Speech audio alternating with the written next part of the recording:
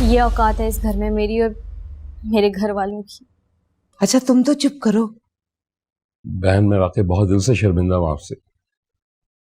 बच्ची ने उस दिन की हुई बात का बुरा मना रखा है। आप इस बात को दिल पे मत लीजिएगा प्लीज। है भाई साहब, वो कह तो सही रही है, मुझसे गलतियां भी तो बहुत हुई है ना। बस आप दिल से मुझे माफ कर दें। अरे बहन, क्यों मुझे आप शर्मिंदा किए जा रही हैं? मेरे दिल में ना पहले कुछ था ना अब कुछ है। सबा, जाओ जाके फिजा को देखो क्या कर रही है। किचन में जाके उसका हाथ बटवा बेटा।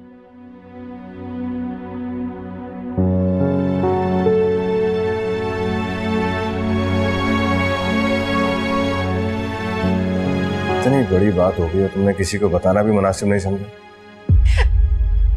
भाई, आपके सिवा मेरा और है ही कौन। बहुत घटिया हरकत की है उसने। खैर उसे तो मैं देख लूंगा, मगर तुम बेवकूफ लड़की, अगर घर से जाना ही था तो मुझे बता देती, मैं तुम्हें यहाँ ले आता। भाई, आप इमोशनल हो रहे हैं। आप जानते हैं अच्छी तरह मैं मर भी जाऊंगी तब भी मेरे जनाजे को उस घर में ले जाने की अब्बू इजाजत नहीं देंगे। अच्छा तुम अब्बा की फिक्र मत करो, मैं उनसे बात कर लूंगा। और वैसे भी इन हालात में वो तुम्हें घर से जाने के लिए नहीं कहेंगे।